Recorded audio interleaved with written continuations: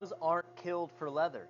They're killed for meat, and the hide is a byproduct. Alors les amis, on entend souvent cet argument en tant que vegan, voilà, que le cuir finalement n'est qu'un sous-produit ou est un déchet de l'industrie de la viande, enfin plutôt la peau, et que donc bah, un vegan devrait consommer du cuir parce que finalement, bah, dans tous les cas, voilà, ça allait être jeté, ça allait être perdu.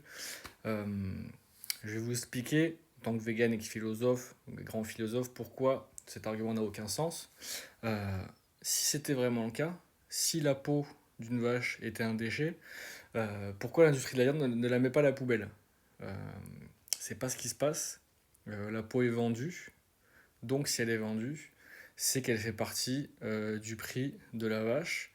La peau en tant que telle influe sur le prix d'une vache. C'est pas juste la viande qui va décider du prix d'une vache. Et donc, l'industrie de la viande tire un bénéfice aussi de cette vente de la peau.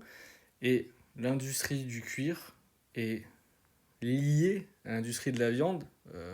Sans peau, sans animaux tués, l'industrie du cuir ne peut pas avoir de peau.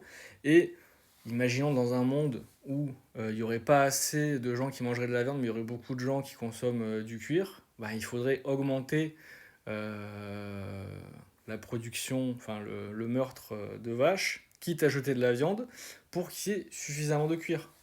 Donc on voit bien que ces deux industries sont complètement liées et une est très dépendante de l'autre forcément. Donc c'est pour ça qu'un vegan ne va pas participer à ça parce que le cuir fait complètement partie du système d'un système qui est l'exploitation animale.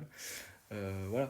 Et puis, avec cet argument de sous-produit, on pourrait très bien dire que finalement, l'ivoire d'un éléphant, si soudain, demain, on décidait, bon, ben, la viande d'éléphant, même si personne ne va en manger, on va quand même la mettre sur le marché, et aussi on va vendre l'ivoire. Bon, la viande va pas se vendre, mais c'est pas grave, parce que l'industrie de la viande, il est arrivé, il a dit non, mais nous, on produit euh, de la viande, et l'ivoire, c'est un sous-produit, donc on l'utilise parce que sinon ça gaspille. Bon, les gens, personne n'achète de la viande d'éléphant, mais c'est pas notre faute.